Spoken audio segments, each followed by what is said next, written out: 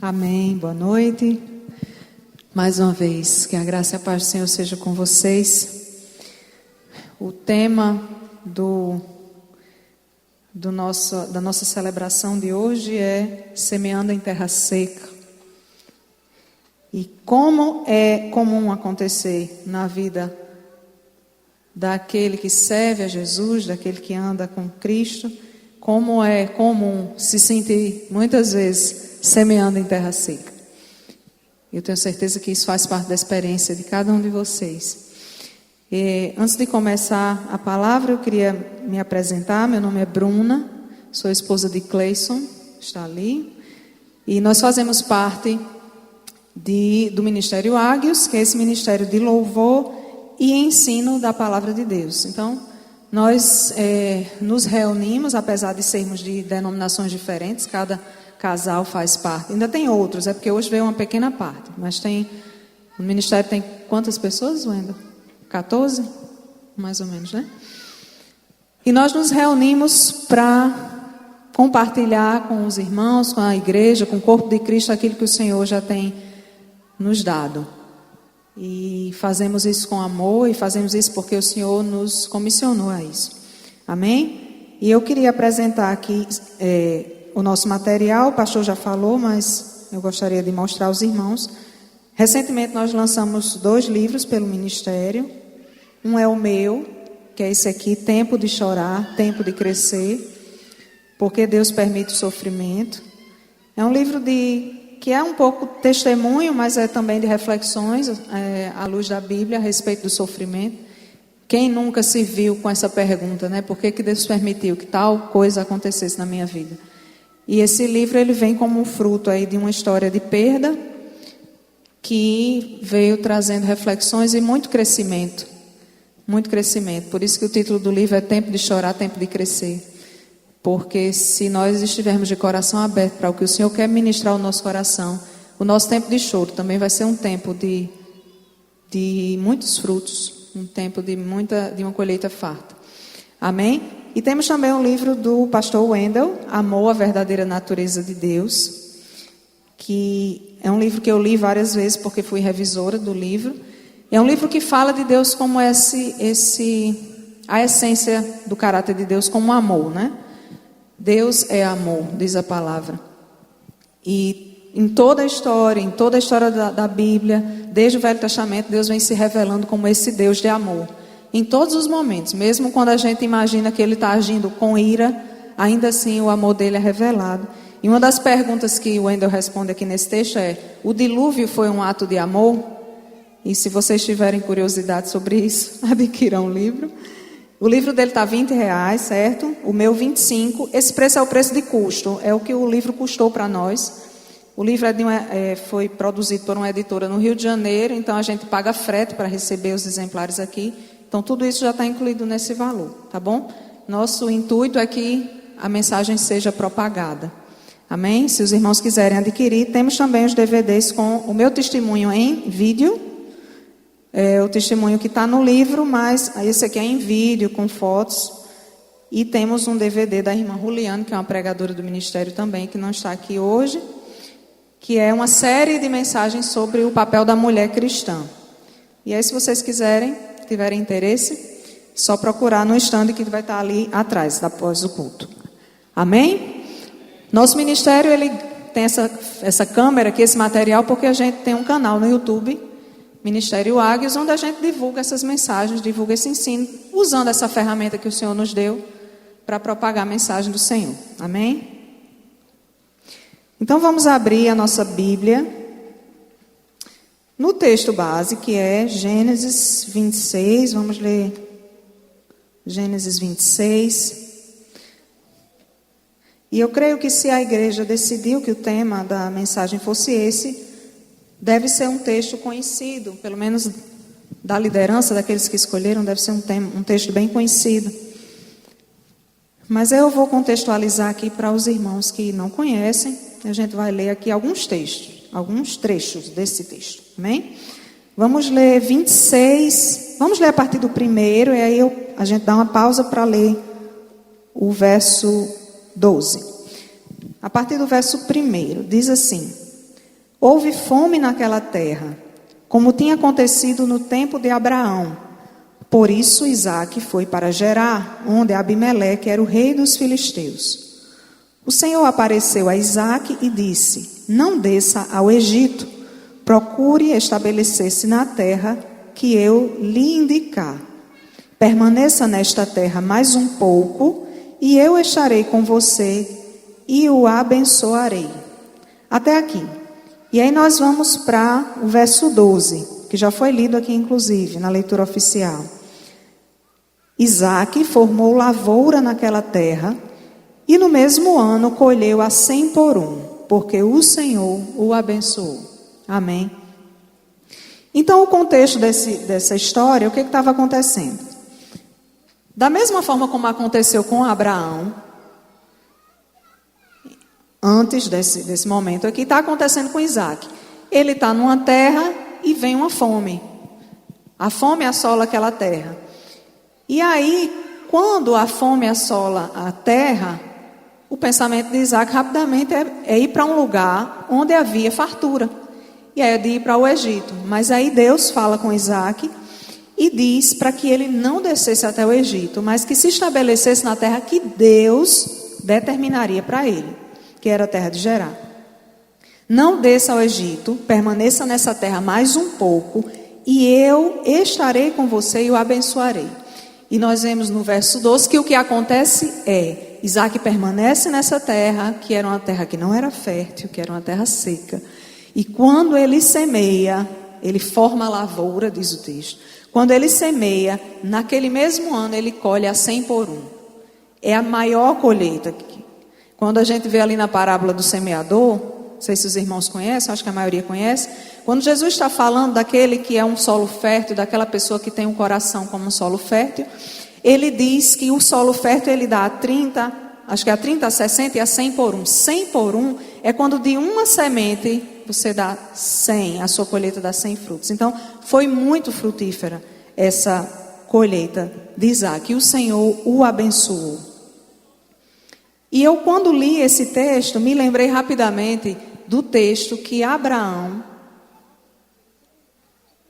e Ló se separam, ali em Gênesis 13, já vou abrir.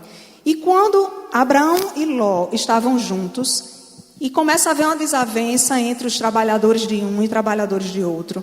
E de repente Abraão disse, não, vamos nos separar. Escolha a terra que você quer, olhe essa terra, escolha onde você quer ficar. E o que você não quiser é onde eu vou ficar. E vamos ver o que acontece no texto. Eu vou ler aqui Gênesis 13.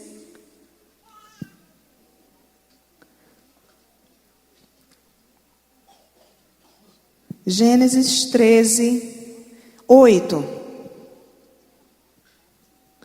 Gênesis 13, 8. Abraão disse a Ló, não haja desavença entre mim e você, os seus pastores e os meus, afinal somos irmãos.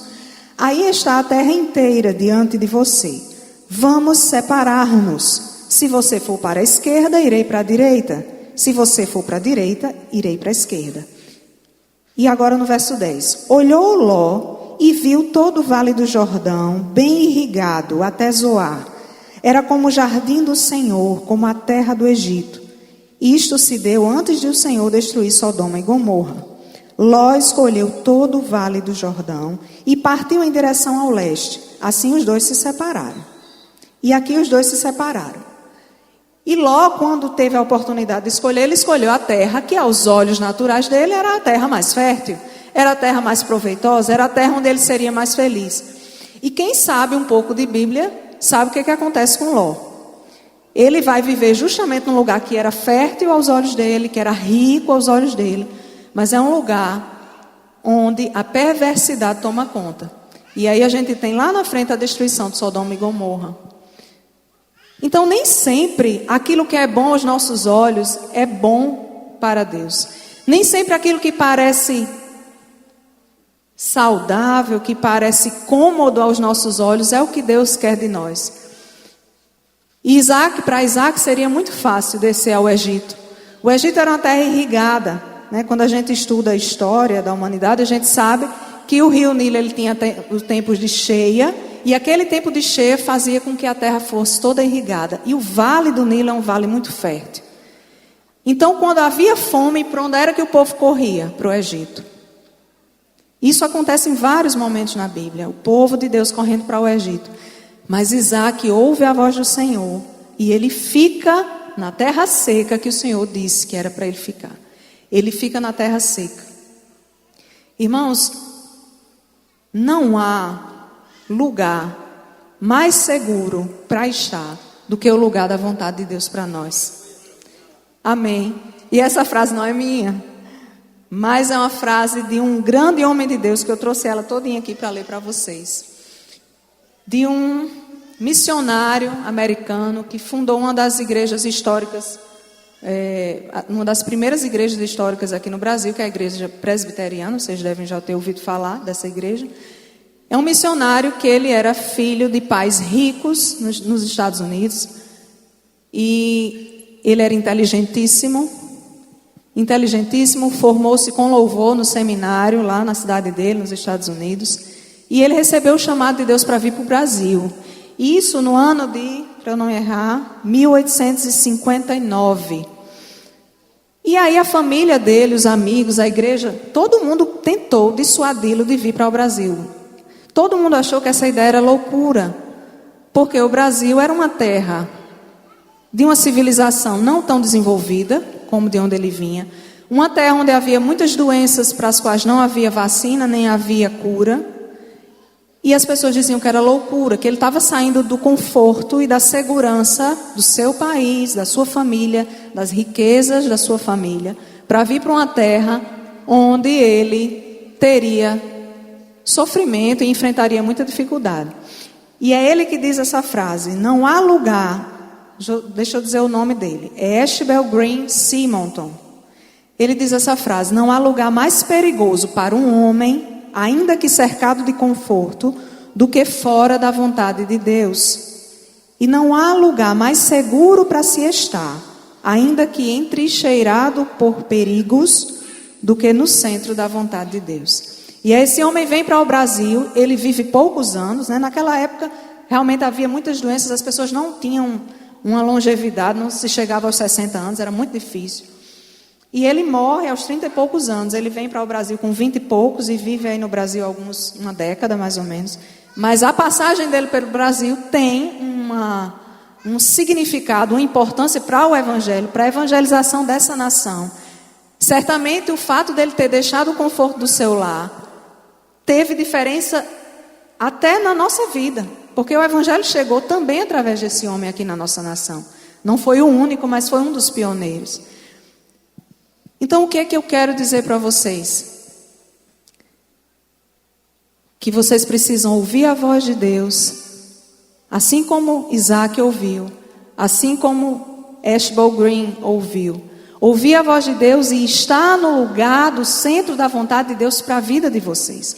Esse é o lugar onde vocês vão florescer. A irmã disse uma coisa aqui muito certa.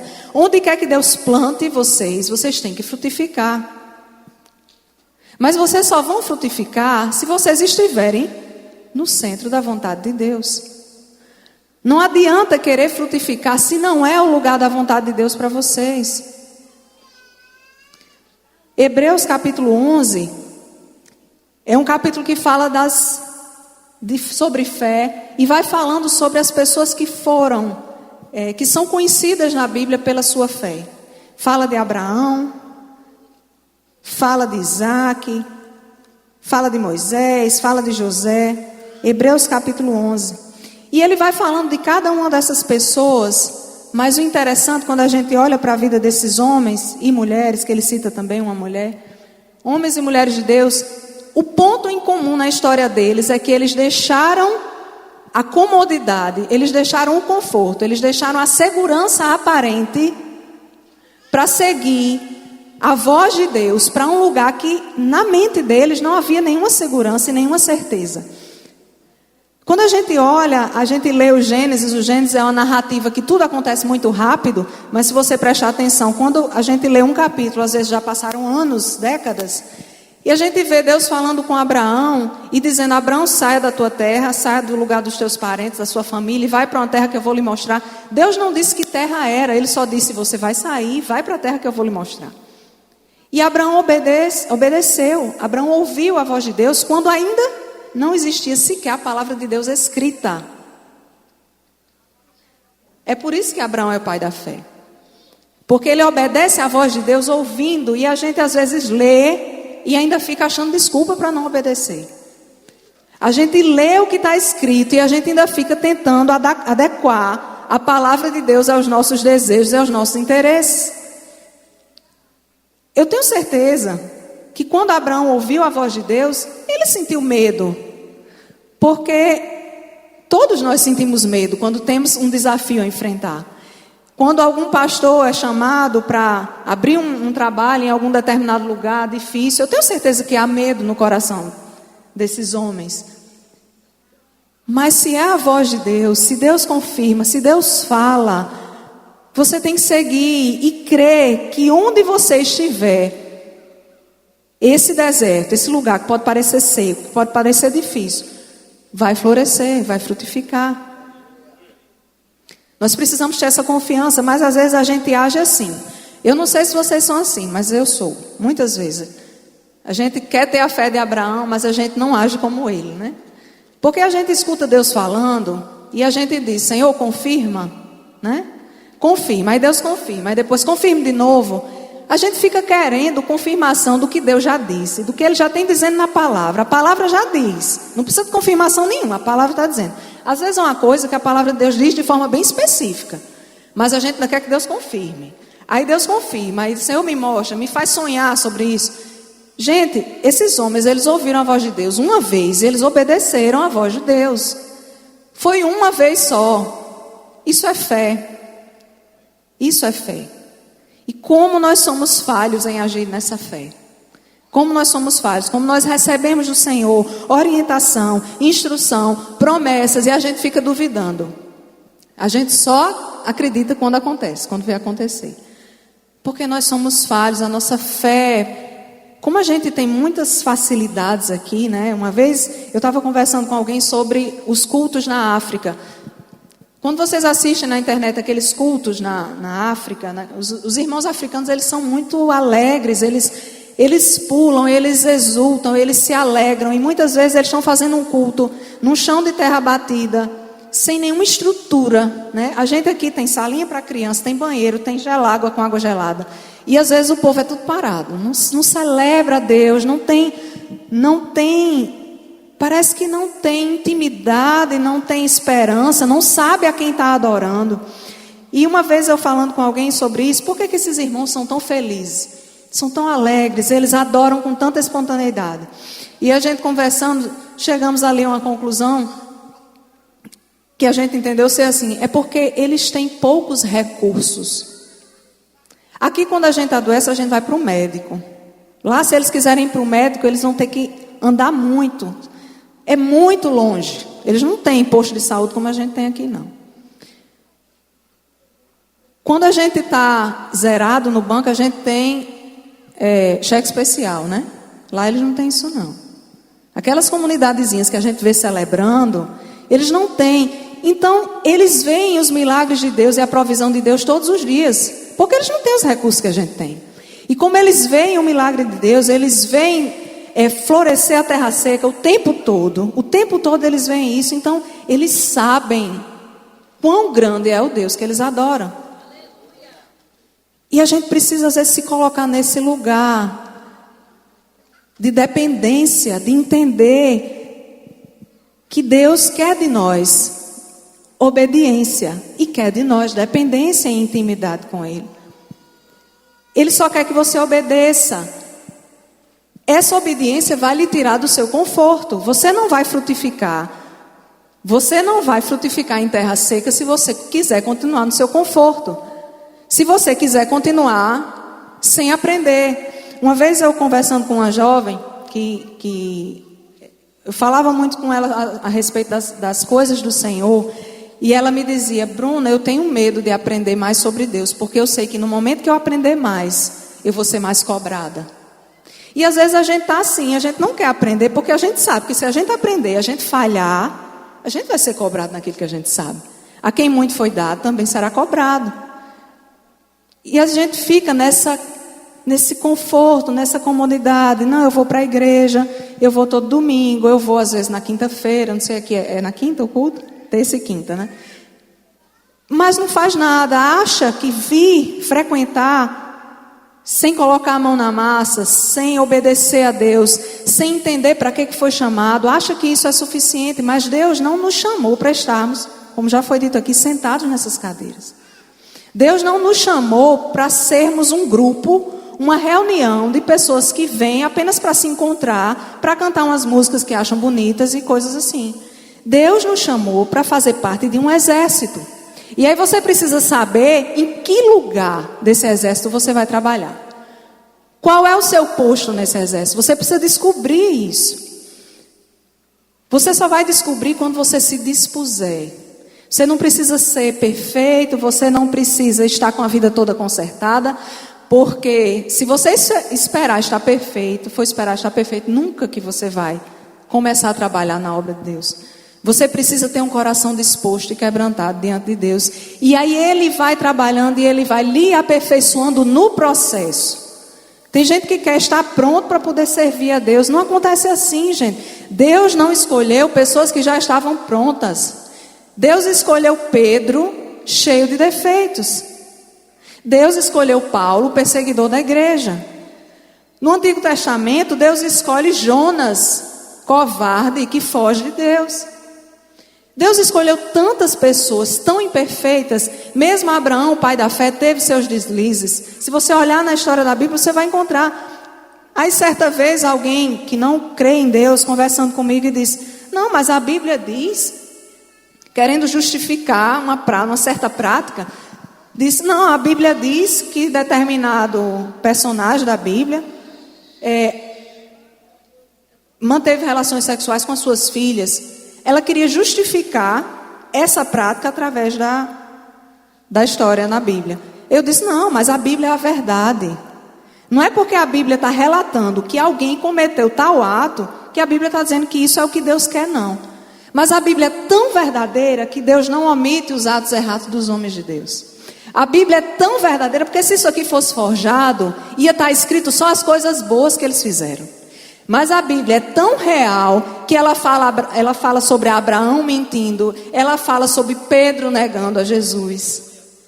Por quê? Para que eu e você saibamos que nós e esses homens aqui, todos nós somos imperfeitos e carecemos da graça de Deus. Mas precisamos de uma coisa que eles tiveram, em algum momento da sua trajetória eles tiveram: sermos obedientes a Deus. Dizermos sim ao chamado dele para as nossas vidas. E irmos para um lugar, ainda que a gente ache que a terra é seca, ainda que a gente ache que vai passar fome, ainda que a gente ache que lá não tem nada, nós precisamos ir para um lugar onde Deus nos mandou estar. Eu lembro da história de Filipe indo ali, naquele encontro com o etíope, né? Ele foi para um lugar onde ele só encontrou aquela pessoa. E de repente na cabeça de Filipe ele poderia pensar: poxa, Deus me mandou para cá, para eu falar de Jesus para uma pessoa. Mas aquela terra não era terra seca.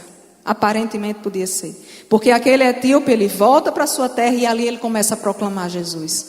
Então onde quer que você esteja, se for o lugar da vontade de Deus para a sua vida, vai florescer e vai frutificar. E se for um lugar onde Deus não quer, meu irmão, pode ter conforto, pode ter riqueza, mas você nunca vai sentir, experimentar a vida plena e abundante que Jesus tem para você. Porque quando Jesus fala de tenho vida e vida em abundância, não é vida de riquezas. Embora a gente saiba que Ele é um Deus que supre, Ele é um Deus provedor. É vida abundante porque a vontade de Deus cumprida em nós é aquilo que nos alimenta. Lembra que Jesus diz: a minha comida é fazer a vontade do meu Pai. E é por isso que quando a gente faz a vontade de Deus, a gente se sente saciado, a gente se sente alimentado. Eu não sei vocês, alguém aqui que já entendeu o chamado do Senhor para a sua vida, mas comigo acontece assim: eu posso estar cansada como for, indisposta como for, desanimada por vezes, mas quando eu saio de algum lugar para cumprir uma missão que Deus me chamou para fazer, eu saio renovada, porque o meu alimento é fazer a vontade do meu Pai, e esse tem que ser o nosso alimento. Não importa onde nós pisarmos o nosso pé, se ali for o lugar onde Deus quer que nós estejamos, ali nós vamos frutificar, ali nós vamos florescer. Quer dizer que vai ser tudo um mar de rosas? Não, mas quer dizer que quando o tempo da colheita chegar, Deus vai mostrar essa colheita abundante, assim como Ele fez com Isaac. E o contrário também é verdadeiro.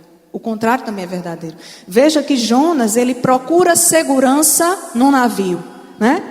Deus manda Jonas para Nínive para pregar para uma cidade cheia de pecado e perversidade. E Jonas, eu não sei bem o que se passa na cabeça dele, mas eu imagino que Jonas estava dizendo: aquele povo não merece a graça de Deus. Eu imagino que Jonas estava dizendo: eu não vou mais pregar para aquele povo não, que aquele povo é terra seca. Daquele povo ali não sai nada. Não tem gente que é assim, que a gente já pregou, a gente já falou, a gente já mostrou, já quebrou a cara, a gente já disse: olha, você está quebrando a cara porque você não está servindo a Jesus, você insiste em endurecer o seu coração e a pessoa vai.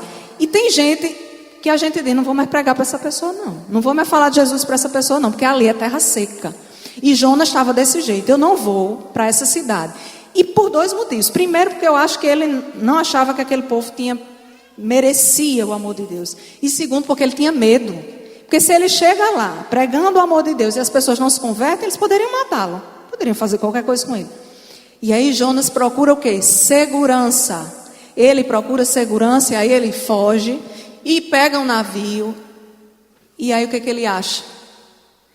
Ele procurou tanta segurança, ele acha o quê? O ventre de um grande peixe, né? Vem a tempestade e aí ele mesmo reconhece que aquela tempestade é por causa da desobediência dele. E ele é jogado ao mar, e aí ele é engolido por aquele peixe, passa 3 dias ali no ventre daquele peixe, e depois o peixe o leva para o lugar onde ele deveria estar. E eu digo uma coisa para vocês: é muito ruim estar dentro da barriga do peixe. Não é bom não. Eu gostaria muito que cada um de vocês fosse para Nínive antes de precisar passar pela barriga do peixe.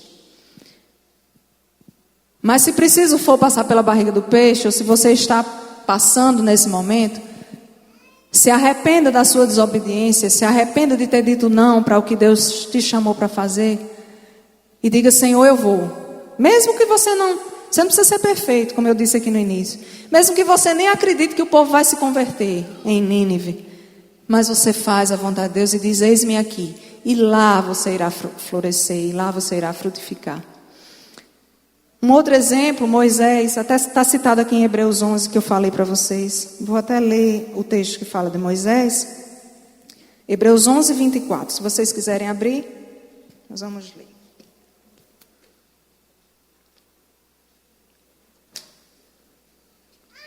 Hebreus 11, 24.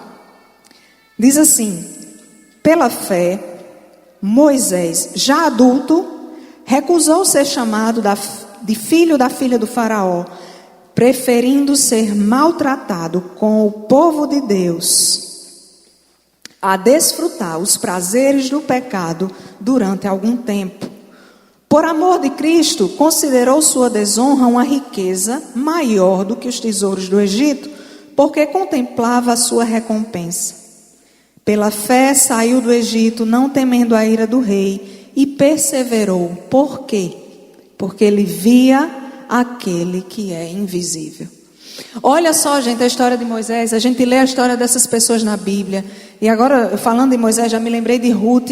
Tem tantas histórias na Bíblia de pessoas que saíram do seu conforto, saíram do óbvio, saíram do lugar comum, saíram do lugar onde para eles era o melhor, para a carne deles era o melhor. E aí eles vão para o lugar em que Deus quer. E como Deus faz maravilhas através dessas pessoas. E também na vida delas. E Moisés é um desses. Moisés é criado como rei, como príncipe, no palácio de Faraó. Ele é criado como príncipe, cheio de regalias, cheio de riqueza.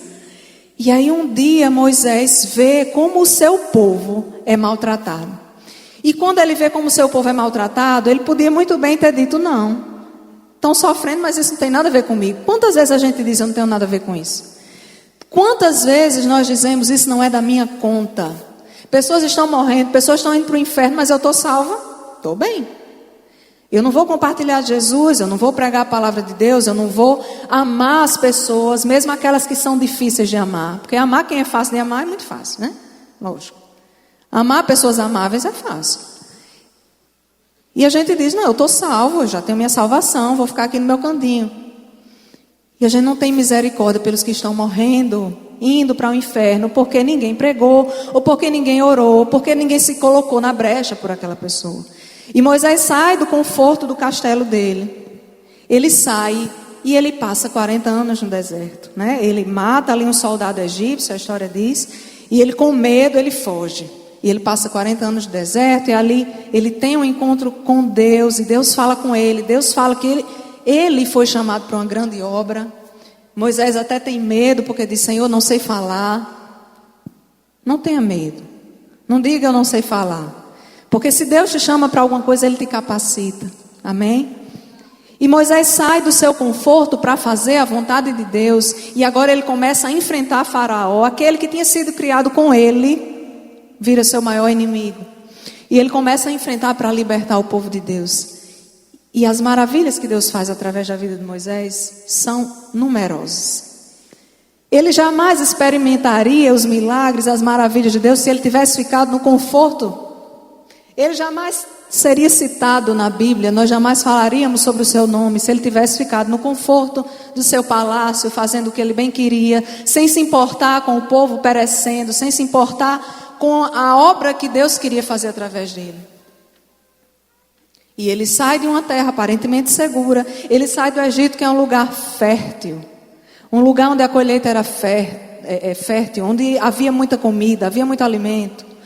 E ele sai com o povo para o deserto, até chegar à terra onde Deus prometeu. E essa é a nossa história muitas vezes.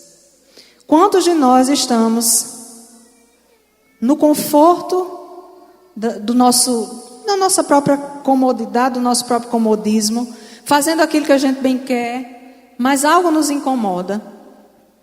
Porque nós só somos preenchidos verdadeiramente quando fazemos a vontade de Deus. Há esse vazio, um vazio que há no nosso coração, que nós fomos formados desse jeito, porque Deus quem nos criou. E aí as pessoas estão no mundo tentando preencher esse vazio de várias formas. Várias formas. E quando a gente olha para pessoas nos bares, nas drogas, na prostituição, seja lá o que for, é só vazio.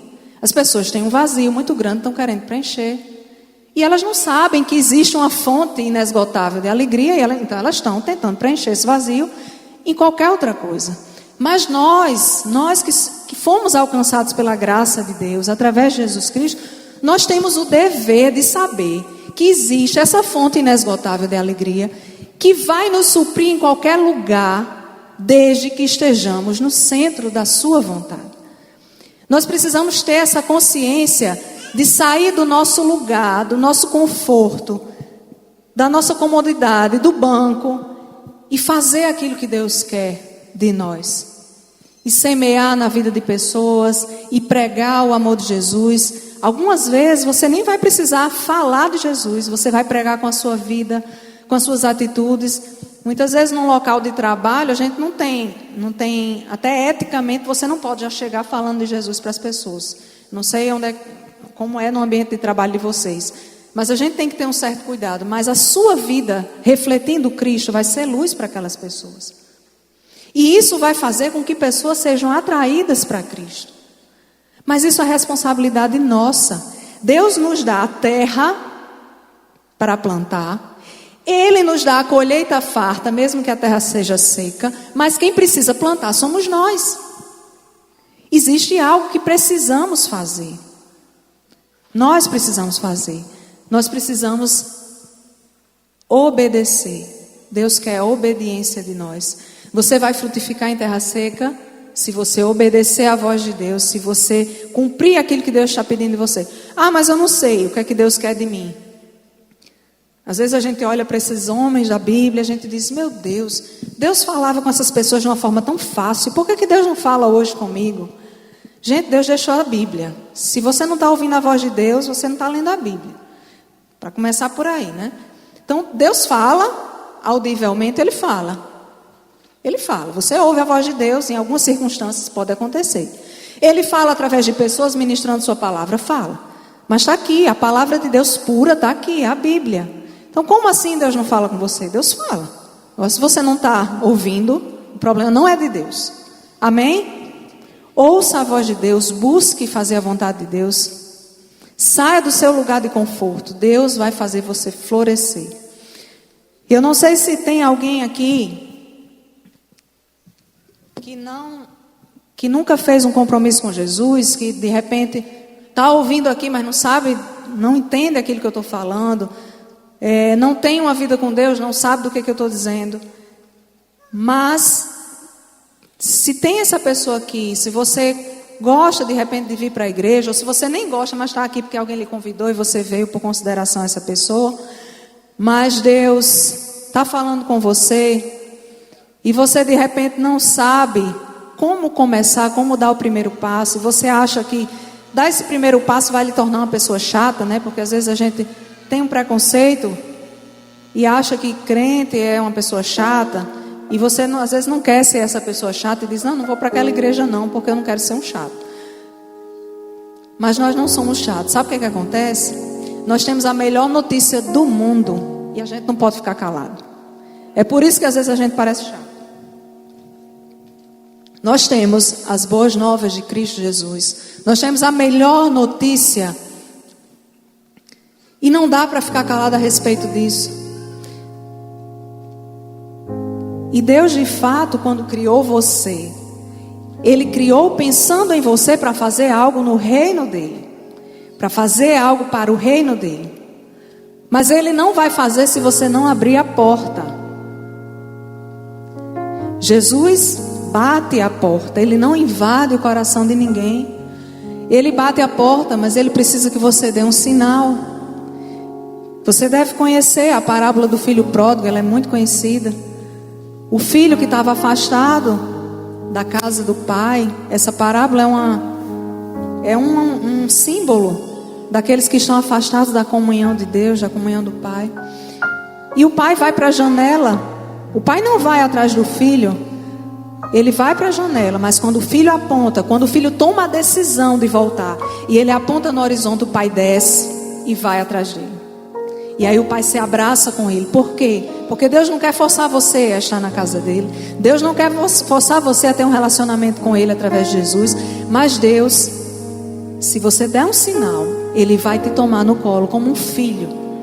Ele vai tomar você no colo e Ele vai transformar a sua vida. Não pense que é bobagem, balela de quem está querendo convencer você, não. É palavra de alguém que viveu essa experiência. Porque como foi dito aqui, se eu fosse olhar para quem eu era, Deus transformou a vida de cada um de nós aqui. De cada um que deixou a sua porta aberta para Jesus entrar. Jesus, Ele não vem trazer religião, Ele vem trazer o reino de Deus. E Ele é o Rei que reina para todo sempre. E Ele está aqui e Ele quer que você seja cidadão desse reino. É um reino espiritual, mas é um reino real. É um reino que nós não vemos, mas que nós percebemos. Um reino ao qual nós pertencemos através de Jesus. Somente através de Jesus nós podemos nos chegar ao Pai. Jesus disse, eu sou o caminho, a verdade e a vida. Ninguém vem ao Pai a não ser por mim. É através de Jesus. Você não vai chegar a Deus através de boas obras. Você não vai chegar a Deus através de caridade. Você não vai chegar a Deus através de intermediários humanos. O único caminho para chegar até Deus é Jesus Cristo. E Ele quer entrar na sua vida. Ele quer mudar a sua história. E eu creio que quando Ele entrar na sua vida e mudar a sua história, daqui a algum tempo você vai estar testemunhando aqui, dizendo o que Deus fez na sua vida. Se você está nesse lugar e ainda não fez um compromisso com Jesus, não teve esse encontro com Jesus, de repente você vem para a igreja, mas nunca fez um compromisso real com Jesus. Se você quer fazer, eu queria que você orasse comigo nesse momento. Se você já fez esse compromisso e puder orar intercedendo, eu agradeço. Ore comigo. Essa oração é para que você seja feito filho de Deus através de Jesus Cristo. É para que você seja discípulo de Cristo. É para que você seja um pequeno Cristo, alguém que vai aprender com Cristo, alguém que vai andar conforme Ele andou. Essa oração não vai lhe transformar num religioso, mas vai transformar a sua vida de dentro para fora, como foi cantado aqui hoje. Diga assim para Ele: Deus, até hoje eu andei longe de Ti, Senhor. Eu andei longe de Ti, eu não Te conhecia, mas eu quero, Deus, Te conhecer. Eu quero andar em novidade de vida. Eu quero andar contigo. Eu quero aprender a ser como Cristo. Eu quero, Senhor, que a minha vida seja transformada. Eu não aguento mais andar com esse peso da minha vida, dos meus traumas, com o peso dos meus vícios, dos meus maus hábitos, do meu pecado. Deus, eu não suporto mais andar assim. Eu quero ter uma vida nova com Cristo. Eu quero que agora, a partir de hoje, o Espírito Santo me ajude a caminhar sem tropeçar. Eu quero, a partir de hoje, começar uma nova vida, aprender de Jesus. Confesse os teus pecados, entregue a Jesus tudo que você tem e diga: Senhor, eu me arrependo de tudo que fiz até hoje, que fiz por ignorância, fiz por não Te conhecer. Mas hoje eu quero dizer, eu quero que o Senhor venha fazer morada em mim. Eu quero que o Senhor venha habitar no meu coração, na minha vida, e venha transformar a minha vida e o meu ser, de dentro para fora. Senhor, eu quero que tudo que há em mim que não Te agrada venha a ser transformado. Que no meu coração haja o desejo de Te agradar e de fazer aquilo que agrada ao Senhor. E que aquilo que não Te agrada, que o Senhor me ajude a tirar do meu coração. Que o Espírito Santo venha trabalhar no meu coração para que eu não cometa mais aquilo que não Te agrada. Me ajuda, Senhor. Através dessa oração eu entrego a minha vida a Ti, Senhor. Através de Jesus Cristo, porque eu creio que Jesus veio e morreu na cruz para que eu pudesse ter vida eterna e vida abundante. Em nome de Jesus, Pai. Amém. Amém, Senhor.